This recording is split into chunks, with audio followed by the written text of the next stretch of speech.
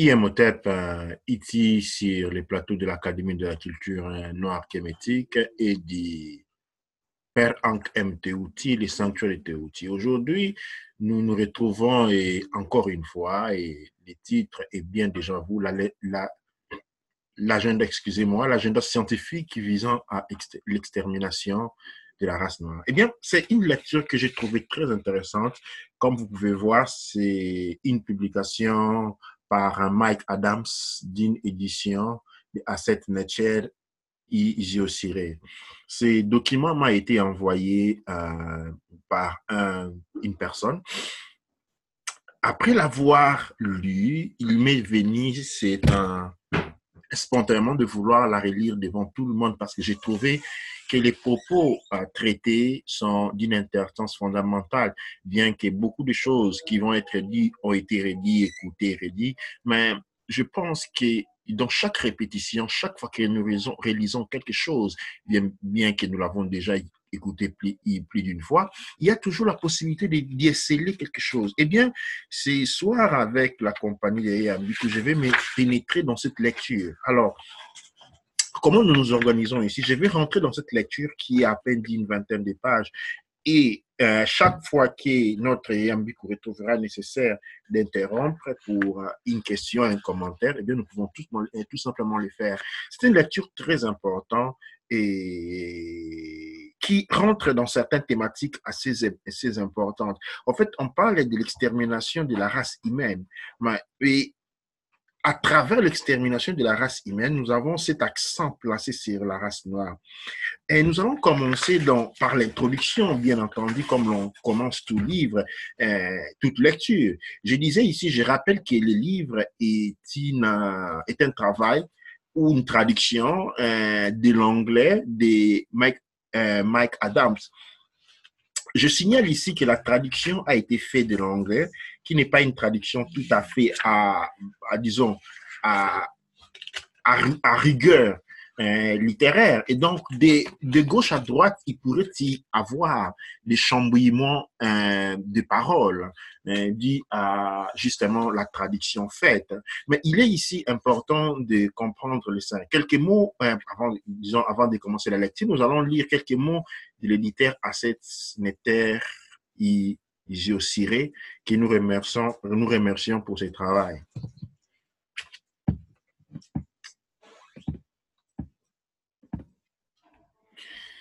Nous sommes aujourd'hui encore donc avec les Nebshem, Necher, Teti, Kikela, Wamazulu, Kufu, Imhotep, Antumura. Quelques mots avant sur l'éditeur. En tant que citoyens de ce monde, il est extrêmement important que chacun de nous puisse avoir accès à l'information qui peut aider à rester en vie et surtout en bonne santé. Le monde tel que nous le connaissons a changé de visage. Et tout ce à quoi nous avons cru pendant longtemps s'effondre devant nos yeux. Les lobbies qui gouvernent sont des assassins en puissance. Et ceci n'est pas une théorie des complots, bien entendu une réalité. Personne ne viendra pour vous sauver, car l'humain est à présent seul face à un ennemi invisible qui a pour Dieu l'argent, le pouvoir et la domination. L'humanité est devenue une marchandise et l'homme une valeur marchande qui se négocie selon sa couleur de peau, son état de santé ou encore son compte en banque.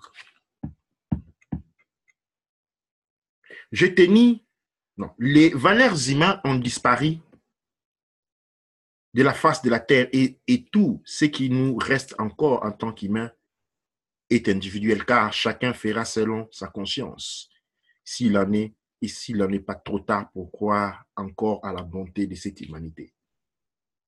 Je tenais à mettre en livre cette information car je sais une chose, ceci n'arrivera pas qu'aux Noirs, car tôt ou tard, lorsque le sort des Noirs sera réglé, il restera alors nos frères et sœurs blancs qui deviendront à leur tour des chairs à canon pour les vendus de l'espèce humaine qui ont depuis longtemps vendu leur âme. Il est encore temps pour les dormeurs de se réveiller et que chacun joue son rôle et accomplit sa mission divine. Chacun est libre de croire ou pas ce que dit l'auditeur. Faites vos propres recherches. L'humanité est celle contre les règnes démoniaques définis ici, extraterrestres, ainsi de suite. Mais l'humanité, si elle se serre les coudes, remportera la victoire sur les règnes du mal. À vous de jouer, le pouvoir est entre vos mains. Signé Asset Nature, Easy Osiré. Et c'est avec ces mots que nous nous rentrons dans le cœur de la lecture. Et ici, il y a quelques mots à propos de l'auteur que nous allons lire rapidement. Mon histoire pour votre information. Mon nom est Mike Adam. Je suis connu comme le garde santé. Je suis le directeur scientifique d'un laboratoire. J'ai fondé et construit un laboratoire d'analyse mondiale à partir de zéro. Mike Adam est accrédité à la ISO. Il est reconnu dans le monde entier comme un scientifique analytique des métaux lourds et de la contamination des aliments, de la contamination de l'environnement et ainsi de suite.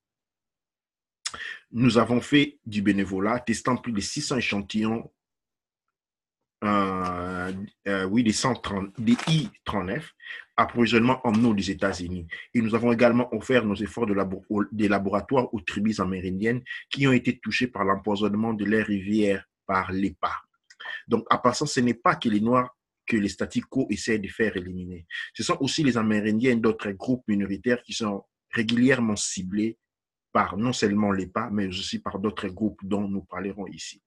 Je veux que vous sachiez que, parce que je suis un lanceur d'alerte scientifique franc, je suis malicieusement attaqué, diffamé et menti. Je suis la cible des tactiques d'intimidation. Ils essaient de me faire taire. Ils essaient de s'assurer que vous ne pouvez pas écouter mes conférences. J'ai eu des menaces de mort et j'ai été attaqué. Je dois vivre un mode de vie extrêmement secret et je suis armé 24 sur 24 heures, y compris maintenant. Et c'est ça, c'est ce que ça prend dans notre monde aujourd'hui pour dire la vérité sur la science et la médecine, surtout quand on met au jour un programme de génocide et d'eugénisme des masses. Cela est très répandu dans nos systèmes de sciences et de médecine aujourd'hui. J'aimerais que vous sachiez tous ceux d'entre vous qui regardez, et si vous partagez ceci avec vos amis et vos collègues, j'aimerais que vous sachiez que je me mets en danger en disant ces choses, surtout en tant que scientifique crédible d'un laboratoire accrédité qui a tout à voir avec l'empoisonnement de métaux lourds dont nous allons parler. Il ne veut absolument pas que cette information soit diffusée. OK, et maintenant, nous rentrons dans le vif de notre lecture. Il commence par une citation, nous disons l'introduction. Pourquoi tant d'hommes et de femmes noires meurent du cancer? Pour les femmes noires, c'est surtout les cancers du sein. Pour les hommes noirs, c'est surtout les cancers de la prostate. Et dans toute l'industrie du cancer, tous les médecins vous diront que les cancers sont connus pour être beaucoup plus graves chez les patients afro-américains et noirs que chez les patients caucasiens. Mais ils ne comprennent pas le pourquoi. Et je vais vous dire pourquoi. Et cette raison est très simple. Cela a à voir avec la mélanine dans la peau. Si vous avez une pigmentation de peau plus foncée, parce que vos ancêtres venaient d'une région plus proche de l'équateur, où l'exposition du soleil est plus intense. Ainsi, l'une des caractéristiques de la mélanine de la peau est de bloquer les rayons UV. C'est un écran solaire intégré. C'est un mécanisme de survie de ceux dont les ancêtres vivaient près de l'équateur, mais il bloque la production de vitamine D en même temps, voyez-vous. Parce que les ancêtres, tous nos ancêtres étaient des gens du plein air. Ils passaient leur temps à l'extérieur. Ils ne passaient pas leur temps dans le bureau. Ils ne travaillaient pas à l'intérieur toute la journée. Ils vivaient donc au soleil. C'est ainsi que la pigmentation de la peau foncée bloquait les soleils excessifs et les protégeait des rayons UV. Eh bien, aujourd'hui, nous vivons tous à l'intérieur en majeure partie, n'est-ce pas? Pour la plupart des gens. Mode de vie occidental à l'intérieur des emplois du bureau, même des personnes qui travaillent dans les hôpitaux sont à l'intérieur. Et quand les Noirs travaillent à l'intérieur ou vivent à l'intérieur, ils deviennent déficients de lumière du soleil, surtout à cause de la mélanine dans leur peau. Les Noirs ont besoin du soleil pour être en forme. Alors, Maintenant, cette caractéristique de l'air pour qui bloquer les radiations solaires excessives, disons en Afrique, va devenir déficient pour une personne qui vit maintenant au New Jersey ou à New York ou en Europe. C'est une conséquence fatale. Parce que cela entraîne des populations afro-américaines à devenir déficientes en vitamine D. C'est ce qui se passe à Chicago, à Detroit et surtout aux latitudes plus septentrionales du nord des États-Unis, du Canada et ainsi de suite. Plus les pays sont froids et moins il y a du soleil ou de lumière et plus les risques de cancer pour les Noirs est élevé. Les hommes noirs du Royaume-Uni ont des taux très élevés de cancer de la prostate. Et lorsqu'ils reçoivent un diagnostic du cancer de la prostate, le diagnostic est moins positif que celui d'un disant blanc en termes d'un cancer de la prostate. Les cancers sont plus agressifs, ils sont plus mortels. La réponse est le manque de vitamine D. Et pourtant, en 2007, ces groupes de travail sur les cancers au sein a convoqué, je pense, plus de 100 docteurs et infirmières pour essayer d'avoir un topo sur la situation. Un effort d'équipe pour essayer de comprendre pourquoi le cancer est pire chez les Noirs de Chicago. Et vous savez ce qui s'est passé. Après avoir passé des jours ou même des semaines sur ce projet, ils n'ont pas pu arriver à la vérité. La vérité est que les personnes avec la couleur de peau foncée sont déficients en lumière du soleil. Ils sont déficients en vitamine D et c'est pourquoi le cancer est plus agressif. Parce que la vitamine D arrête le cancer. Et la vitamine D peut être achetée pour 5 sous par jour. Tous les Noirs de Chicago, Detroit, New York, au Royaume-Uni pourraient prévenir ces cancers. À peu près 4 sur 5 cancers à passant. Oui. Avec rien que de la vitamine D. Et pourtant, l'industrie du cancer ne leur diront pas ça. Donc ici, est un cas où vous avez une maladie qui est disproportionnellement plus agressive chez les Noirs versus chez les Blancs. Les personnes blanches, elles absorbent la lumière du soleil plus efficacement quand elles sont à l'extérieur. Alors, elles ont besoin de moins de temps dans le soleil pour générer la même quantité de vitamine D qu'une personne noire, qui a des besoins de plus de temps au soleil. Et pourtant, personne ne dit aux Afro-Américains ou Noirs cette simple vérité. Personne. Cette information est niée. La communauté noire en Amérique. Et ceci est seulement encore une petite partie du vecteur d'ensemble que je vais continuer à révéler ici. Ceci est un effort pour éliminer les Noirs. En présent, venons au fait du sujet qui nous préoccupe le plus ici. Pourquoi les empoisonnements des masses visent toujours les communautés noires? Avez-vous déjà remarqué que les empoisonnements des masses en Amérique semblent seulement avoir lieu dans les communautés noires? Je vais dire, pensez à ceci, Flint, Michigan, Detroit, États-Unis, essentiellement. Du plomb dont l'approvisionnement en eau, pas une petite quantité, une quantité massive, une quantité potentiellement fatale de plomb est consommée au fil du temps, hautement toxique. Il y a eu une énorme opération de camouflage menée par les Blancs en passant, et cela ciblait spécifiquement la communauté noire de Flint, Michigan, qui est majoritairement noire. Rappelons que Michigan est une des villes des États-Unis où la population est plus ou moins à 85% noire. Et ceci est seulement un de nombreux cas. Dans le passé, il y a aussi cet empoisonnement dans l'approvisionnement d'eau de Washington aussi. Je parle des résidents là-bas, pas des bureaucrates qui font la navette et qui rentrent chez eux dans les communautés riches. Les personnes habitant dans les DC sont des gens noirs majoritairement et c'était où l'empoisonnement avait lieu. Il a avoué. Nous l'avons conduite sur notre site web, naturelnews.com. Vous pouvez lire son avis. Il a dit que lui et d'autres scientifiques du CDC ont dissimulé des preuves scientifiques montrant un lien entre les vaccins et l'autisme. Chez qui?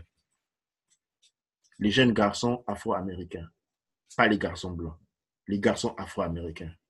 Alors nous avons l'empoisonnement de l'eau dans Flint, nous avons l'empoisonnement de l'eau à Washington DC, nous avons les vaccins, tous ciblant les communautés noires.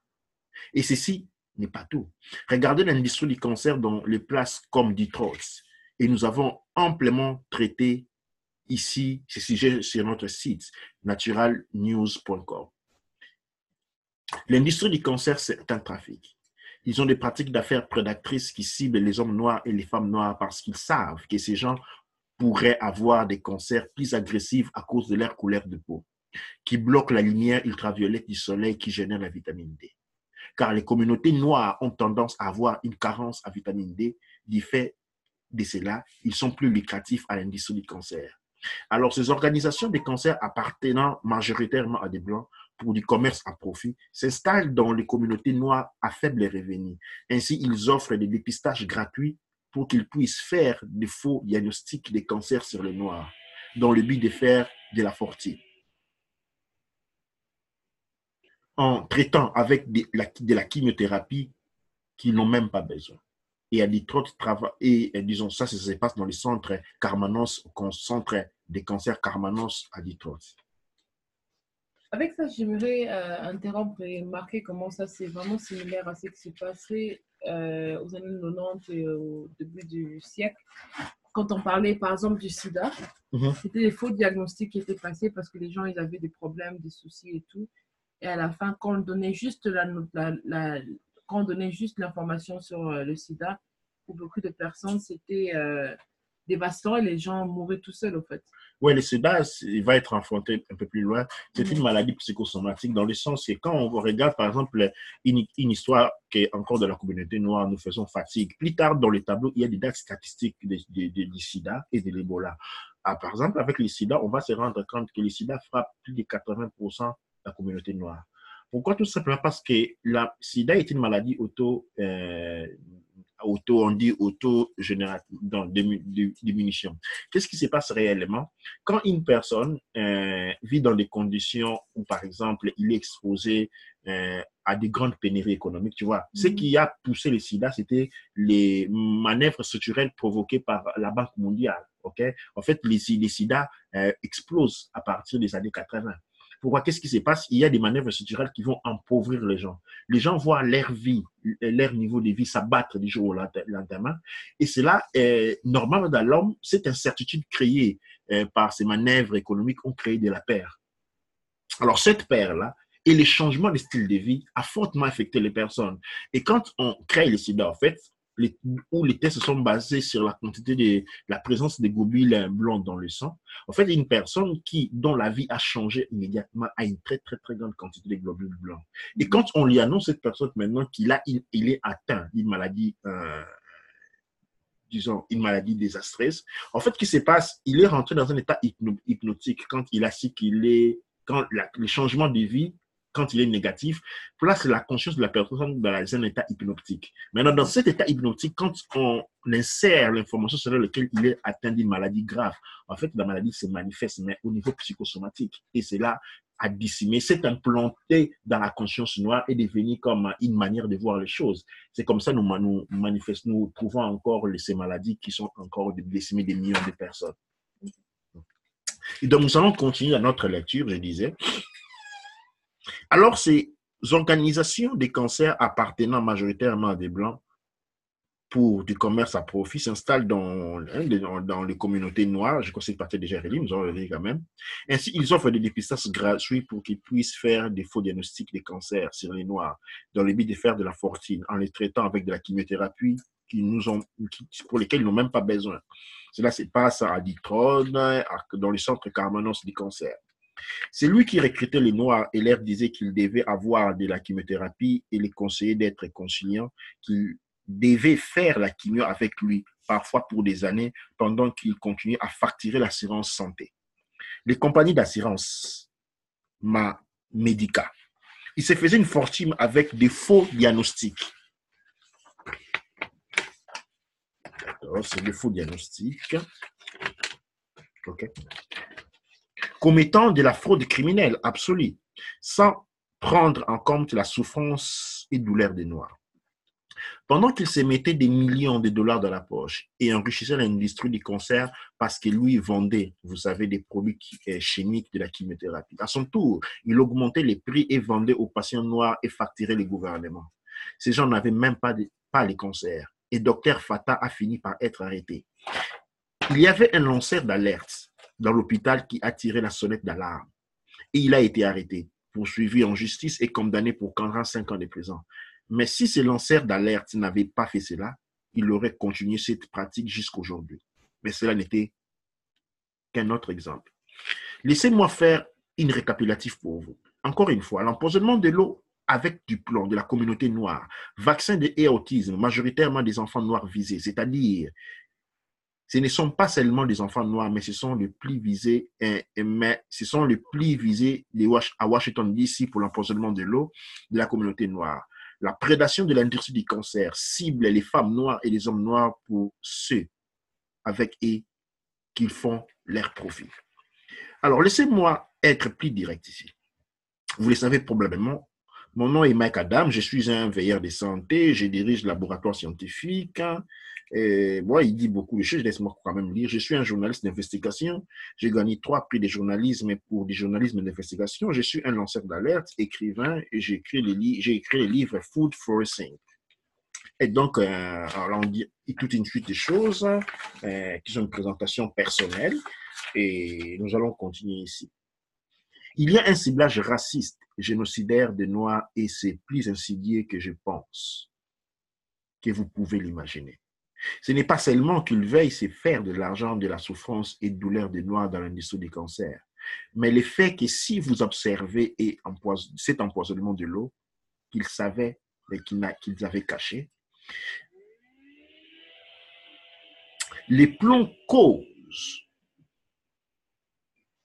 une déficience intellectuelle. C'est un des plus connus, ni documenté par les effets secondaires à l'exposition du plomb, à la consommation du plomb. Ce n'est aucunement une coïncidence que cet empoisonnement dans l'eau du Flint, Michigan abrutissait littéralement les enfants de la communauté noire et que ces blancs savaient que cela s'est passé ainsi. Mais ont permis que cela se passe et l'ont laissé continuer et en plus l'ont caché et ont refusé de prévenir le public. Ils ont essayé d'en tirer profit pour une autre décennie. Vous pensez que cela est une coïncidence?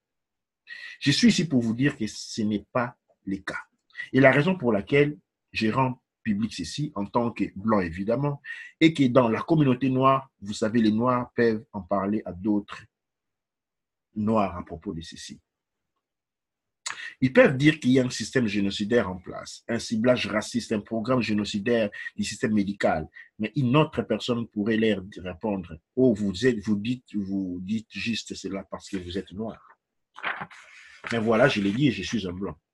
Je garantis que je suis un blanc. La dernière fois que je l'ai vérifié, bien évidemment. C'est en train de se passer. Les communautés noires sont en train d'être particulièrement ciblées par le système médical. Les communautés noires souffrent disproportionnellement par l'empoisonnement de masse de l'approvisionnement de l'eau et aussi en passant par l'approvisionnement alimentaire.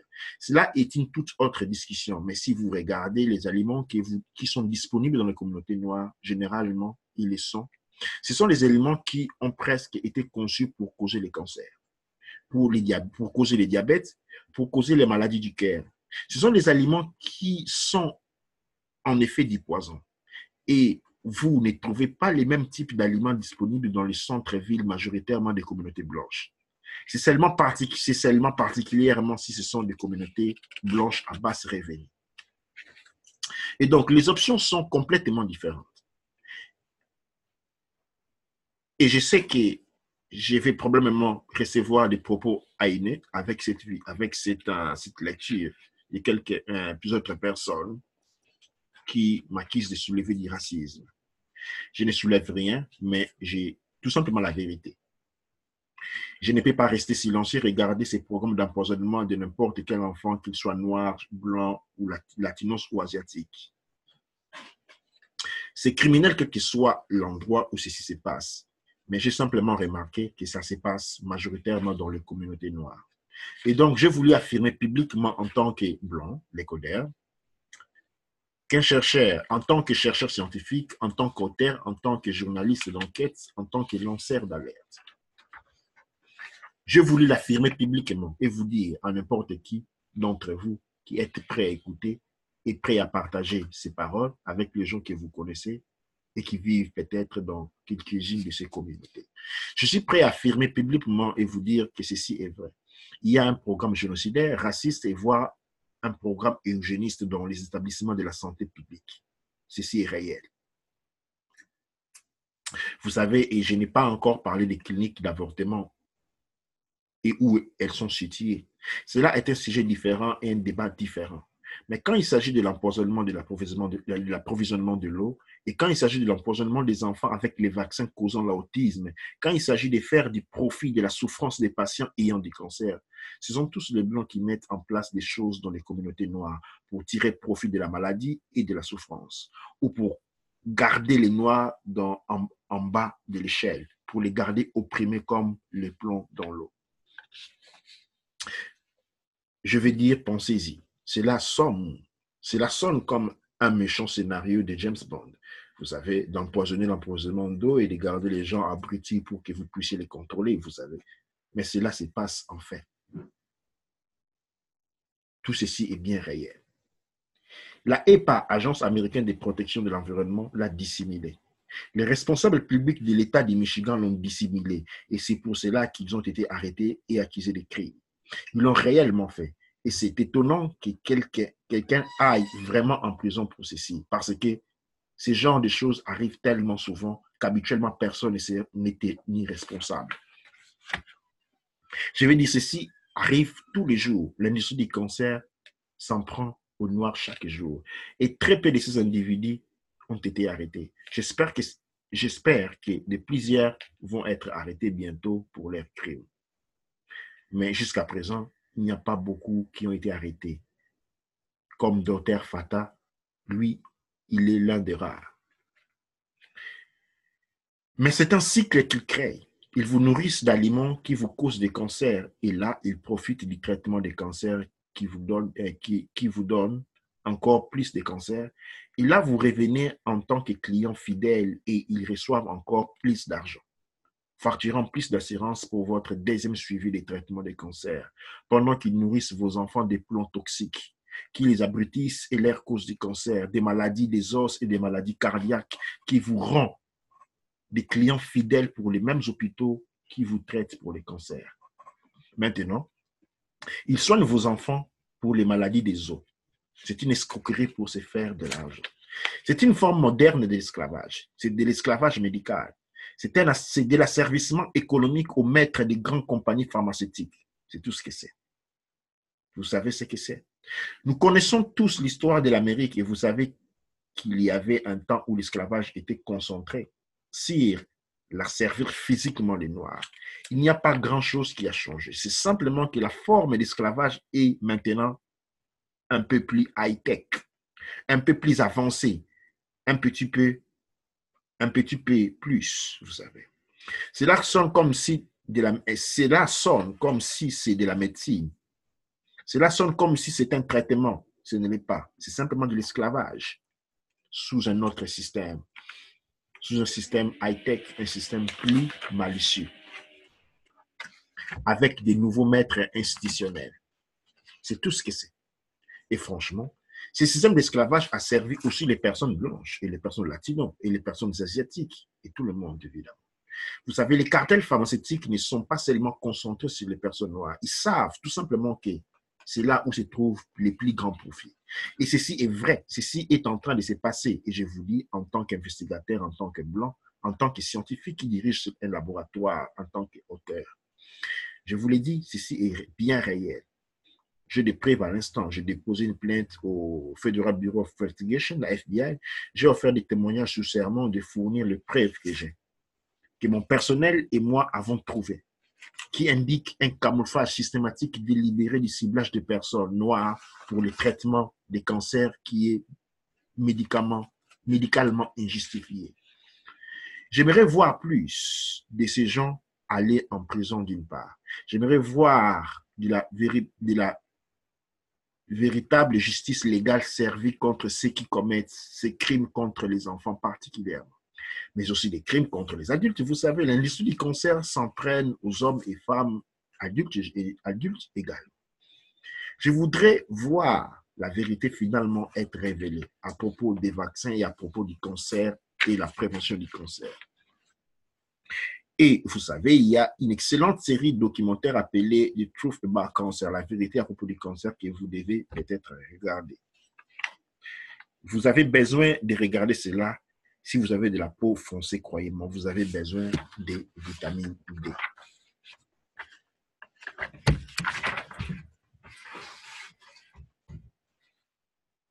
Votre niveau de vitamine D est probablement tellement bas que votre corps est en train de développer des tumeurs cancéreuses plus rapidement que le corps d'un blanc.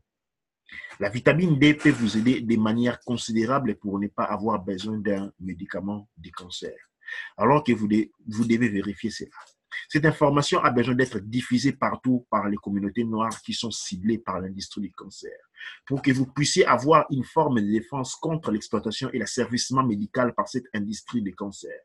Je pense que mon objectif numéro 1 est de dire que nous, le peuple, quelle que soit la couleur de notre peau ou de notre statut économique, nous, le peuple, nous devons nous défendre.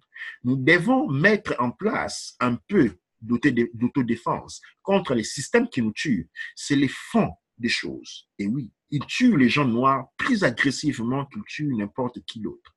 Mais ils tuent la population à travers les autres races également, tant qu'ils se font de l'argent.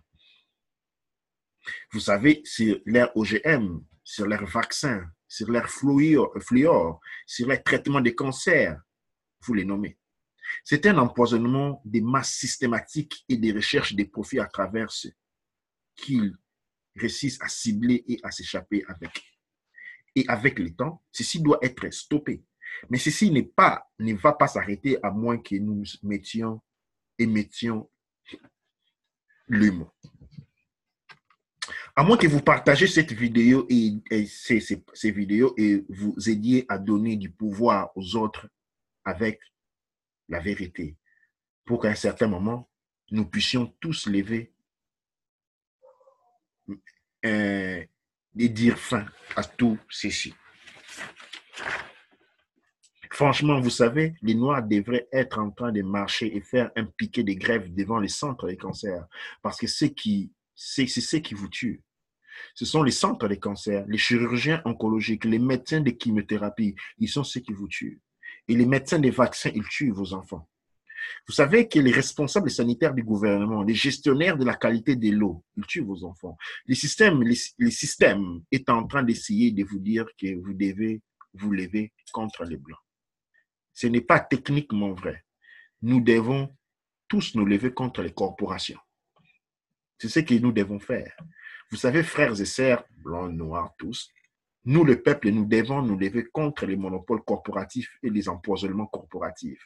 Et l'industrie du cancer toxique qui veut que vous restiez malade parce que c'est comme cela, c'est comme ça qu'elle va continuer à se faire de l'argent indéfiniment à travers votre souffrance.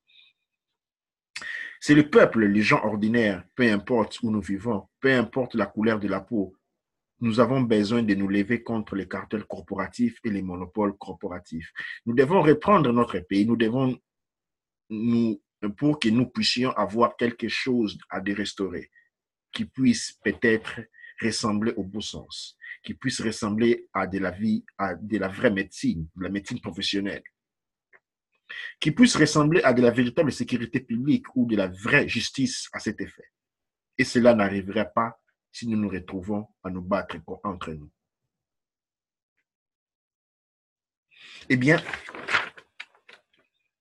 le test fini, que ceci est à partager. Comme je disais, c'est une lecture faite par, disons, d'une édition Benesset 2018 par Mike Adams, le garde santé, que nous remercions pour cette lecture. Maintenant, nous allons un peu rentrer dans notre discussion et je laisse la parole à Yambi pour vous donner son impression sur ce qui a été dit.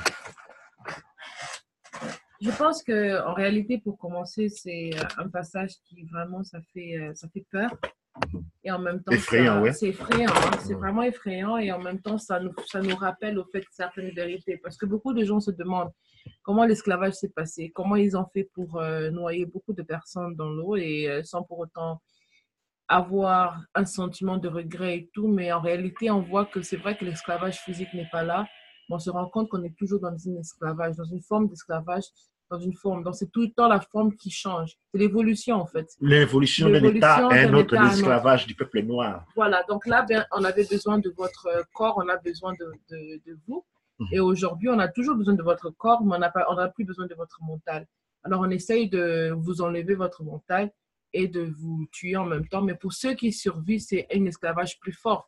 C'est comme on voit aujourd'hui, partout là où on regarde, la situation du noir, elle est beaucoup plus précaire que les autres. Pourquoi? Parce qu'on les force, on nous force dans une situation où même pour aller habiter dans un pays, il faut soit devenir réfugié, il faut devenir ça, il faut devenir machin, il faut peut-être perdre sa vie dans l'eau ou quoi que ce soit. Donc, on voit que malgré toutes les situations qui sont là, on survit quand même, mais en même temps, on est vulnérable à beaucoup de choses. Et je pense qu'il y a certaines informations que beaucoup d'entre nous connaissaient par rapport au sida, comme on a dit, par rapport à la vitamine D, la déficience de la vitamine D, c'est vraiment une chose on a beaucoup en parlé dans les émissions précédentes ici, sur l'académie, moi je me souviens très bien. Et après, on regarde aussi, on voit d'autres histoires qui sont comme la santé et l'eau qu'on boit. L'eau qui est l'injustice de l'eau, on a une eau qui est de mauvaise qualité, dépendant à la zone où on vit. Quand on vit dans des zones plus, là où il y a plus de, comment on pourrait dire, quand on vit dans une zone où on a plus d'hommes qui sont affluents blancs, on a une meilleure eau. Et quand on a une zone où il y a des gens qui ne sont pas affluents, vous avez une eau qui est plus mauvaise pour vous. Pourquoi? Parce qu'il veut tout le temps que vous puissiez être esclave, que vous puissiez rester dans ce jeune-là. Et alors, ce qui est important, c'est se dire une chose. D'abord, numéro un, avant nos races qu'on a aujourd'hui, il y a eu beaucoup de races et beaucoup de races qui sont avec nous, beaucoup de races qui étaient avec nous et beaucoup de races qui n'y sont plus. Qui ont disparu. Qui ont disparu. Alors, on se demande comment ils ont disparu. On nous amène des histoires comme ils ont muté, il n'y a plus de traces d'eux, il n'y a pas de os, il n'y a rien, il n'y a pas de traces, il n'y a plus de traces pour ce peuple-là. En réalité, ils ont été éliminés. Ils ont été exterminés, ils ont été éliminés. Quand on regarde, par exemple, avec les Noirs qui sont morts dans l'eau, eh bien, si on regarde là où ils habitaient, il n'y aura pas de traces d'eux, effectivement. Ouais. Parce qu'il y a eu un moment, comment ils ont éliminé les gens, ils ont tué. Si on voit comment les gens sont éliminés aujourd'hui, on voit très bien qu'eux aussi, ils ont été éliminés. Ce n'est pas qu'ils sont partis, ils ont décidé où on va disparaître, comme les animaux disparaissent aujourd'hui. L'extinction des animaux. Est-ce qu'on pense que les animaux veulent être extincts? Absolument pas. Est-ce qu'on pense que les éléphants, ils n'ont plus envie de continuer leur vie? Ils ont décidé de disparaître? Et sincèrement, c'est ça qu'il faut se dire d'abord en premier. Pour beaucoup de gens, on a l'impression de parler d'un conte de fées. Beaucoup de gens, on a l'impression de parler d'une réalité qui est impossible. D'une fiction. D'une fiction. Pendant que cela se passe devant nos yeux. Ça se passe devant nos yeux. Quand tu regardes l'Australie, il y a 40 ans, il y avait beaucoup de Noirs. Aujourd'hui, trouver un Noir en Australie, c'est... en fait, on extermine les Noirs d'Australie. Et il y a les survivants, on a fait des reliques et des objets touristiques. Aujourd'hui, en fait, il faut payer de l'argent pour aller voir un Australie. Ça n'existe pas. Et c'est comme nous sommes en train de voir aujourd'hui avec les différents massacres que nous avons en vogue en Afrique, un peu, qui parlent du Congo, de l'Angola. Partout, il y a des massacres qui continuent dans la zone la plus concentrée des Noirs, qui est l'espace compris entre le sud du Sahara et le nord de l'Afrique du Sud. Nous savons historiquement ce qu'il y a eu en Afrique du Sud, avec la partie de l'élimination des Noirs au point où aujourd'hui, le peuple zoulou est pratiquement une relique de soi-même. Ils ont complètement été détruits de l'intérieur au point où, même s'ils sont physiquement présents, mais ils ne sont plus. Du peuple zoulou, nous pouvons officiellement dire qu'ils ont été extincts, de l'extinction. Ils n'existent plus. Dans 10 ans, 20 ans, on n'en parlera même plus parce qu'ils ont été détruits. Et c'est là nous voyons encore aujourd'hui, quand nous pensons de l'Afrique du Sud, nous pensons d'une côté blanc, d'une côté noir. Mais non, les Noirs que nous avons, nos frères noirs en Afrique du Sud, l'élimination a été complète. Maintenant, il y a juste des corps qui il y a beaucoup de mouvements. Il y a beaucoup de mouvements migratoires qui fait qu'on ne se rend pas compte de ce qu'il y a devant nous et ce qu'il y a entre nous. Parce que quand on regarde, par exemple, là on parle de l'apartheid, on regarde comment il y a tellement une destruction absolue. Donc, absolue un peu partout. On détruit les gens. Par exemple, en Palestine aussi, c'est le même problème où Mhm. on détruit tous ceux qui sont Mélanisés, mélanisés, c'est-à-dire les gens qui ont de la mélanine, de la ils mélanine. sont ciblés devant tous et Oui. ils sont exterminés d'une manière ça. Et Et moi, je pense même, je dirais même que on devrait comprendre que notre extinction, elle est déjà vers la fin. oui, Pourquoi? oui, Parce moi, qu'ils ont déjà commencé à exterminer le peuple juste au-dessus de nous, juste après nous, disons, en mélanine. Donc maintenant, on regarde que non seulement les peuples mélanisés, les Noirs, vraiment mélanisés, sont en train d'être exterminés, mais on regarde aussi que tous les autres peuples qui ont un peu de mélanine, il y a la sage contre eux aussi en même temps. absolument. Regarde un peu ce qui se passe aujourd'hui. Écoute, c'est que les peuples noirs, nous ne rendons pas de manière assez confort, mais c'est qu'aujourd'hui, vous savez, dans la théorie des guerres, vous êtes dans votre château, il y a guerre qui se passe à l'extérieur des murs. Mhm, Et puis, les murs, les ennemis traversent votre rivière de protection. OK? mhm, On rentre dans les premiers quartiers et on va continuer à combattre jusqu'on va arriver dans le palais royal. Okay? Le cœur de la cité. Et aujourd'hui, l'Afrique centrale, c'est le cœur de la cité. C'est exactement là qu'il y a la guerre. mhm. Nous sommes en train d'attendre la guerre, la Deuxième Guerre mondiale. Mais tu sais, quand on parle de Deuxième Guerre mondiale, on te dit ça a commencé tel. Mais la guerre ne peut pas commencer à une telle date. On commence demain, puis on va finir. Non. Non, ça commence beaucoup bien avant. En fait, de la Première Guerre mondiale à la Deuxième Guerre mondiale, il n'y a jamais eu d'interruption. Mhm. On a continué. OK? Et ce que nous sommes en train de voir, la Seconde Guerre mondiale en Afrique a déjà commencé depuis très longtemps. Très longtemps. Déjà avec l'époque du sida, on est rentré dans cette guerre-là, Mhm. qui a fait des millions et des millions et a continué depuis les années 80. Tout ça, ce sont des, plus tard, on a des dates statistiques, par exemple, sur le sida et l'Ebola. Ce sont des choses, tout le monde sait que ces maladies ont été fabriquées dans les laboratoires contre les Noirs. Et nous voyons cela, nous avons vu les politiques de la FMI, de la Banque mondiale contre les Noirs. Et cette guerre est officielle devant nos yeux, mais c'est comme d'une certaine manière, nous ne voulons pas reconnaître cela. Nous ne voulons pas reconnaître l'officialité de ces armes parce que nous avons été convaincus qu'il faut des armes. On a été en esclavage et maintenant on est dans l'élimination. Et c'est-à-dire, on fait profit sur nous et on nous élimine. Et voyons le problème de la vitamine D. Je savais que la vitamine D était importante pour notre corps. Mais ce que j'ai réalisé maintenant, que du moment où on rentre, du moment où on sort de l'Afrique, on devient comme un poisson qui a été poussé hors de l'eau. On commence à mourir. On commence à mourir. Et le bien-être que se crée avec les voitures, c'est une illusion parce que du moment où on rentre, on sort de l'Afrique, notre corps commence à mourir. Et qu'est-ce que c'est moi, les Blancs se comportent comme des vautours qui attendent que vous mourrez. Les vautours ne te tuent pas, ils attendent que tu meurs toi-même pour qu'ils mangent. Ça signifie quoi? Ils sont en train de faire de l'argent sur nous. Chaque jour qu'on passe en Europe, chaque jour qu'on est loin du soleil, chaque jour qu'on passe en Occident, c'est chaque jour on est en train de mourir très lentement, assez lentement que pour des manières que notre mort puisse avoir un retour économique. Et je pense que c'est même systématique parce que quand on regarde, on note que il y a aussi le point qui est simplement le fait que aujourd'hui tout est systématique, mais en même temps on ne réalise pas ce qu'on a perdu. C'est comme si on est endormi au fait. C'est un peu comme si la guerre elle est tellement entrée, elle est tellement très loin qu'on ne réalise pas que le monde, il y a une hémorragie centrale dans le monde entier. La Terre elle est en hémorragie. Donc on a des pertes de sang, des pertes de vie un peu partout dans le monde. Et il y a un problème des fois que je me pose, c'est que quand on regarde par exemple par rapport aux tous Là, les on rentrait problèmes. sur la répartition du sida, les HIV dans le monde. Et on voit l'Afrique subsaharienne, vous voyez toute la partie qu'il y a, c'est 70,4%. Okay? L'Océanie, c'est juste là. Les Caraïbes, c'est là. L'Europe, c'est la bande bleue. Okay? L'Afrique Nord et Moyen-Orient, c'est-à-dire la partie arabe, vous avez voilà. Les jaunes, l'Amérique du Nord. Et puis, nous avons l'Asie. Le blé, et ça, c'est l'Europe orientale et Asie centrale. OK? La partie, là, nous avons l'Amérique latine. Hein? La partie plus grande, OK? L'Amérique latine, c'est là où il y avait plus de mélanodermes. Nous avons l'Asie du Sud et du Sud-Est, là, c'est la partie okay. Et puis, nous avons toute cette partie-là subsaharienne, là, toute, c'est-à-dire l'Afrique subsaharienne. Ouais.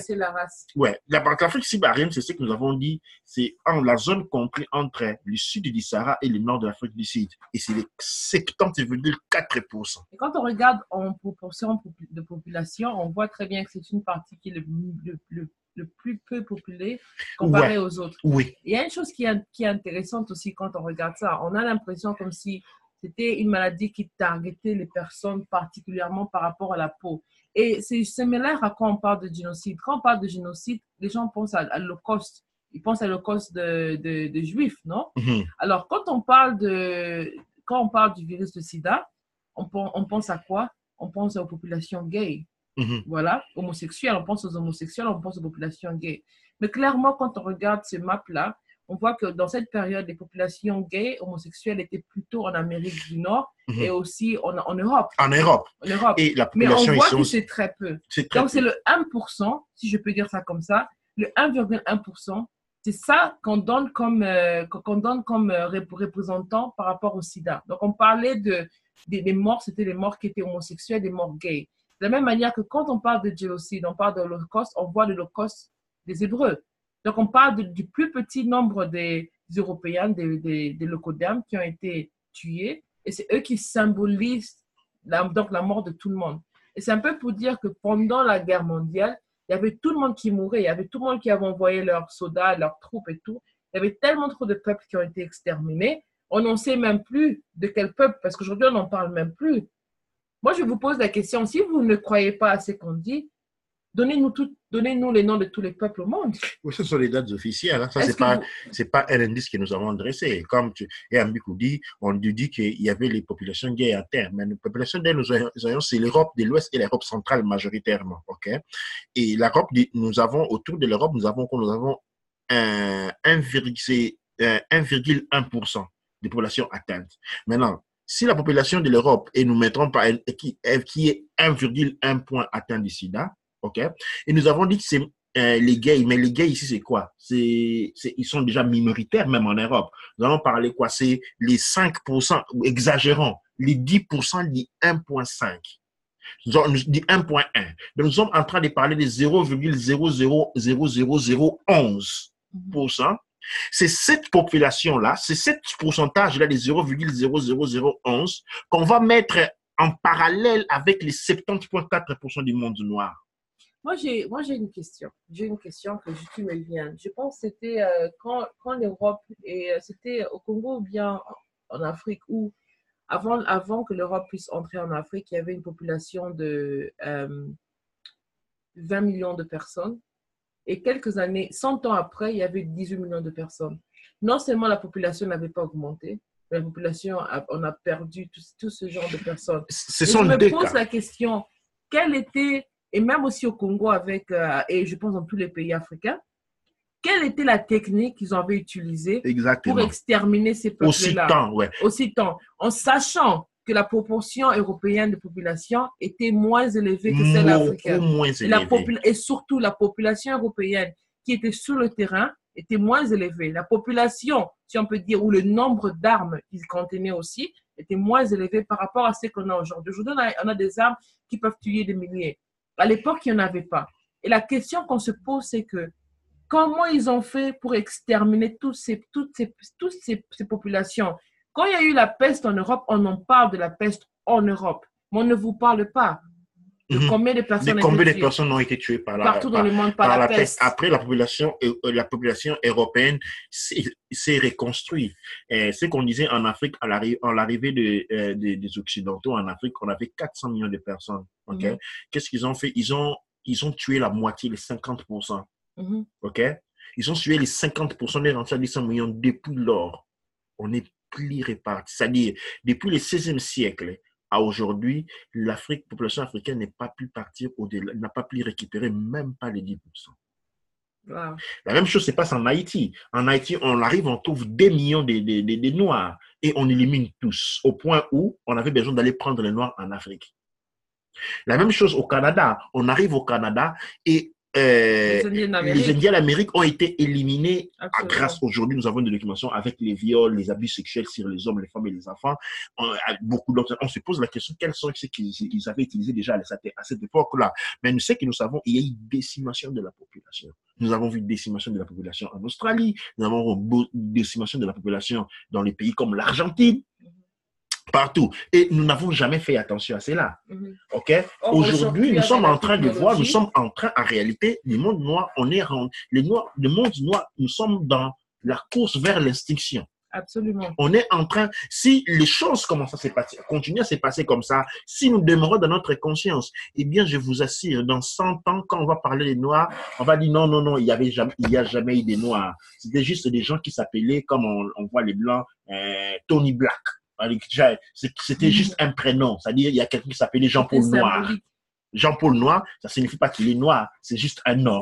Tu vois, et c'est ce que nous sommes en train de voir aujourd'hui. Regardez cette proportion. Et ici, on est en train de parler d'une seule maladie. Je pense qu'on a l'Ebola. OK? Nous avons l'Ebola encore là aujourd'hui. Nous avons les tableaux. Nous voyons comment Sierra Leone, 2950, 4000, et nous avons la République démocratique du Congo. Nous avons cette maladie qui est en train d'exploser. Et j'ai un ami qui travaille à l'organisation, disons qu'on appelle ça, non pas l'OMS, c'est-à-dire les Médecins sans frontières, qui m'a confirmé que même les Noirs qui vont travailler en Afrique pour traiter l'Ebola, jamais ils ne sont contaminés. Seulement les locaux sont contaminés. Parce qu'au début, on a dit non, que c'est une maladie qui a attaqué seulement les Noirs, mais attention, c'est pas seulement les Noirs, ça cible. Les gens qui sont allés travailler, les Noirs qui vivent, qui sont allés travailler, qui travaillent pour cette organisation, n'ont jamais été atteints. Et nous sommes en train de parler, avec ce que nous sommes en train de voir, la République démocratique du Congo maintenant, les Zaïre, mais c'est marrant parce que l'Ebola choisit seulement les pays qui ont des pétroles, qui ont beaucoup de exactement, nous avons le Nigeria, les Congo, nous avons... Mais l'Ebola, c'est une maladie vraiment intelligente, c'est smart. C'est-à-dire, quelqu'un nous a dit que l'Ebola est né dans la forêt équatoriale. Et puis, ça va sauter tout cet espace que nous avons entre les Zaïre et le Nigeria pour se répercuter au Nigeria. Et puis, au Nigeria, ça va sauter tout ce territoire pour venir au Sénégal, et à Sierra Leone et au Libéria. C'est seulement ces zones-là.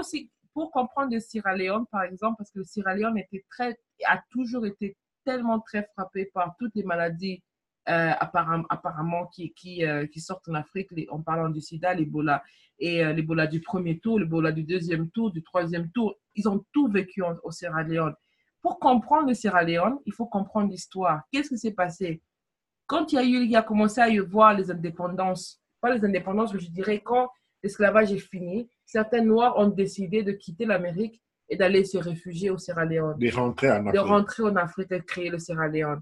Et c'est une action que l'Occident n'a jamais pardonné. Alors, à chaque fois qu'il y a, et ce n'est pas seulement le Sénégal, mais c'est le Sierra Leone, mais c'est le Sierra Leone avec les pays à côté. Donc, à chaque maladie qu'il y a, ces pays sont tout le temps frappés. Quand on regarde du point de vue de la géopolitique, ça c'est un port. Hein? Sénégal, Guinée, Léopold, c'est port. C'est-à-dire quand il faut venir, nous savons que les Juifs ont projet de s'installer en République démocratique du Congo et on est en train de faire un nettoyage ethnique en République démocratique du Congo. Et c'est que nous avons un grand port là. Nous avons un très grand port en venant de l'Amérique. Nous avons un port qui est tout présent ici. Et du port, on a la possibilité de rentrer dans le Nigeria et juste avant, dans une zone qui a beaucoup de pétrole. Nous voyons que l'accord pour rentrer dans le Nigeria, il faut passer par lui. Ces trois parties-là sont un port pour arriver au Nigeria. Un immense port, un point d'attracage important. Et ça continue. Il y a une ligne qui se situe jusqu'au Congo. Il y a une ligne qui se traîne. Et un chemin droit. Un chemin droit qui se profile. Nous sommes en pleine état. Nous sommes en pleine instruction. Et ça, c'est la chose que moi, la question que je me pose souvent, c'est qu'à quel moment on dit que c'est assez? Parce qu'à quel moment on va dire que non, la terre ne peut appartenir à personne. C'est pas parce que quelqu'un a payé de l'argent pour avoir un territoire que ce territoire peut l'appartenir. Et les animaux qui y habitent, eux, ils n'ont pas de droit. Les éléphants, ils n'ont pas de droit. Tous les animaux, ils n'ont pas de droit. La forêt n'a pas de droit. La vie sur Terre n'a pas de droit. Quand on regarde Kama de cette manière ici, ça ressemble à un vitre qu'on a cassé. Okay? Quand on prend un morceau de vitre, on donne un coup pas trop puissant pour éclabousser les tout, mais assez pour les fragiliser. Une fragmentation. Alors, qu'est-ce qu'on a? On a dit une fragmentation partout. Nous avons affaire avec un vitre cassé. Et ces vitres cassées-là se répercutent au niveau de notre mental. C'est comme ça, là, même si on est en train de nous éliminer, nous ne comprenons pas cela. Pourquoi? L'Afrique fragmentée n'est pas fragmentée seulement sur les points physiques. Il est fragmenté, c'est-à-dire cette fragmentation elle représente une compartimentalisation dans laquelle nous vivons du point de vue mental et psychologique. Nous ne nous rendons pas compte de la réalité. C'est ainsi que bien qu'être traqué et porté au bord de l'extinction, encore nous n'en sommes pas conscients. Encore, vous voyez des gens parler de la politique, Kabila a fait ceci, l'autre a fait ceci, pendant qu'il y a un danger beaucoup plus on imminent. oublie que, moi je me rappelle, pendant que j'étais à l'école secondaire ou l'école primaire au Congo, en fait, une année, on a parlé du Soudan. On a parlé du Soudan. L'année qui vient, on nous dit que non, maintenant il y a le Soudan du Nord et le Soudan du Sud. Et nous, comme Congolais, on ne s'est pas demandé c'est quoi ça. On ne s'est rien demandé. On ne s'est pas posé la question. Parce qu'il y avait déjà compartimentalisation. On n'est pas allé voir nos frères soudanais pour voir qu'est-ce qui s'est passé, qu'est-ce qu'ils voulaient, comment on pouvait leur donner une assistance. On n'a pas pu trouver un moyen pour les aider. Et c'est comme ça que moi, je me dis sincèrement que on est devenu complètement insoucieux, inconscient de la souffrance des autres, mais aussi inconscient de ce qui nous arrive autour de nous. Je pense que si on se dit comme animal ou être évolué ou quoi que ce soit, pendant notre évolution, on a pas l'autorité, mais on a la responsabilité de garantir la vie autour de nous. Et pendant qu'on regarde les animaux qui meurent, pendant qu'on regarde la nature qui meurt, les enfants qui meurent, qu'est-ce qu'on peut dire franchement comme une population ou comme une génération? Qu'est-ce que notre génération peut, de quoi on peut parler? Qu'est-ce qu'on a vraiment créé si on a des enfants qui meurent tout le temps? Si on a des maladies qui viennent de on ne sait où? Et c'est vraiment, et tout ce qu'on veut, c'est regarder la fragmentation et dire qu'on est Congolais, on est Rwandais, on est Nigérien, on est Guinéen ou Sénégalais. Mais par contre, quand cette maladie qui frappe, cette maladie qui nous attaque, elle nous relie entre nous, elle nous attaque systématiquement. Pourquoi? Parce qu'elle essaye de pénétrer. La Sierra Leone et aussi, on regarde le Libéria, ce sont des pays à qui l'Occident veut vraiment détruire parce que ce sont des pays qui ont été fondés par des personnes qui ont quitté un régime pour créer un autre. Et ce sont des pays dans lesquels on parle vraiment beaucoup de ce qui s'est mal passé entre eux là, à l'intérieur aussi. Donc vraiment, le point, c'est que est-ce qu'on va continuer à nous regarder selon l'image qu'on nous a donnée, selon le miroir qui est fragmenté, le miroir qui est cassé? Est-ce qu'il n'est pas moment d'essayer de trouver un nouveau miroir? Oui, ça, comme je disais hier, qu'on revoit avec l'image d'un miroir. J'espère que tous vous pouvez en mettre en mesure de vous regarder. Regardez l'Afrique, ça ressemble à un miroir brisé. Et ce que je disais, être brisé, c'est être un état de maladie. C'est-à-dire, c'est définir Congolais, Guinéen, Sénégalais, Nigérien. Ce n'est pas votre identité, c'est votre maladie. Hein? Qu'est-ce que j'attends par maladie? C'est ce qui vous sépare des autres. C'est dans cette séparation-là que nous avons été exterminés sans que nous nous en rendions compte. C'est dans cette maladie-là, dans cet état, pas des possessions, des possessions spiritiques, qu'aujourd'hui nous sommes en train d'être éliminés. Partout où nous vivons, nous sommes traqués. Partout qu'il s'agit en Occident, et l'Occident va se révéler les pièges les plus mortels pour le peuple noir. Partout, nous sommes en train de voir comment nous sommes en train d'être manipulés. Et on regarde partout on nous retrouve. Et ceci vient d'une certaine manière à support de la lecture que nous avons fait. Il y a une guerre contre la race noire. Cette guerre a été présente, mais aujourd'hui, cette guerre est arrivée vraiment au bout de sa file. Et maintenant, nous sommes en train d'aller lentement et lentement, nous sommes en train d'être accompagnés vers la fin. Vers la destruction. Petit à petit, nous sommes en train d'être évacués, inconscients de ce qui est en train de nous arriver. Nous devons faire des efforts pour nous réveiller. Nous devons faire des efforts puissants pour sortir de cette situation.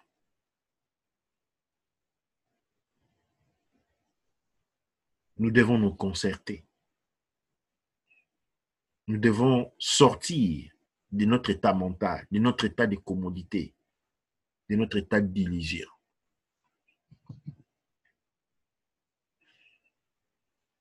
La race noire est déjà en voie d'extinction. La décimation globale de la race noire par tous les moyens, tous les instruments est devenue une réalité acceptée de tout noir même.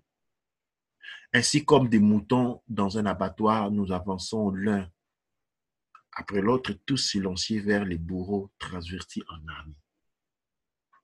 C'est avec ces mots que nous finissons cette publication. Nous rappelons votre conscience sur ces faits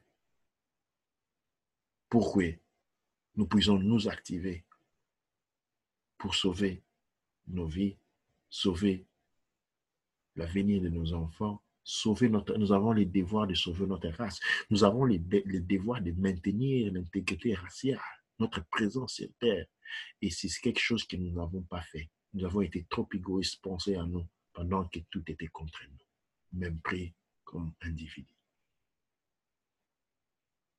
C'est avec ces mots donc que je vais arrêter. J'ai fini ma relatation. Je vais donner les paroles de Faye à notre Yambiku. Yambiku qui dit qu'il a quelque chose à dire. Je pense que en conclusion, pour moi, c'est de regarder les informations et vraiment de prendre le temps pour bien digérer les informations qu'on a partagées et de ne pas vite entrer en, comment on appelle, en contradiction, de dire que ça c'est vrai, ça c'est pas vrai, ça c'est faux, qui a dit ça, pourquoi il a dit ça. Mais par contre, c'est de regarder autour de vous, de regarder la vérité et de regarder votre situation et même de regarder les problèmes que vous avez rencontrés dans votre vie et de vous rendre compte qu'il y a eu d'autres qui ont rencontré peut-être beaucoup plus ou encore d'autres personnes qui rencontrent effectivement les mêmes problèmes que vous avez chaque jour en réalité. Et de réaliser comment, malgré notre fragmentation, malgré la différence qu'on peut avoir selon les noms, les familles, les provenances, les pays et tout, nous devrons être normalement une race qui est là pour la vie, qui se bat pour la vie. On doit avoir en commun une seule chose, c'est de combattre pour la vie. C'est d'être sûr qu'il y a la vie, non seulement pour nous-mêmes, mais pour tout ce qui est autour de nous. Quand on habite dans un endroit qui est désertique, où il n'y a rien qui pousse, où il n'y a rien qui peut survivre, parce que n'oublions pas que même dans le désert, il y a une vie dans le désert des fois. Il y a une vie dans le désert. Mais aujourd'hui, on a donné un nouveau nom pour le désert. N'oublions pas que les déserts ont été créés par une situation nucléaire. Mais des fois, quand on entre dans nos cités, ils ont l'air plus désertiques que les déserts. Que les déserts eux-mêmes. Par contre, les déserts ont été créés par des attaques nucléaires qui ont tout détruit. Mais ils ont quand même maintenu la vie. Mais de plus la vie s'éloigne de vous, de plus vous arrivez à la mort. Aujourd'hui, on utilise du javel pour nettoyer comme ça, chaque jour, sans pour autant se rendre compte que les impacts de ça, comment ça tue toute la vie qui est là. On utilise chaque jour, partout, partout, partout. Sans se rendre compte que bien sûr, ça peut nous aider de temps en temps. Mais vraiment, prendre le temps pour digérer et comprendre, avoir une compréhension qui comprend sincèrement et honnêtement ce que ça nous fait. Et je pense en ayant lu ce passage, qui est un passage qui choque, mais aussi vraiment qui dénonce une sorte d'injustice systématique. C'est une injustice qui n'est pas seulement sur le peuple noir, comme souligné, mais ça touche tout le monde. Et ça vous montre comment c'est bien sûr un plan systématique d'élimination, et l'élimination où un bon travail se fait section par section.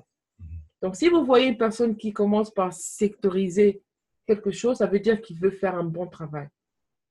Et quand l'Europe s'est assise pour partager l'Afrique, pour la sectoriser, c'est parce qu'il voulait faire un travail. Et chaque personne qui a pris son petit morceau, il a sectorisé encore plus.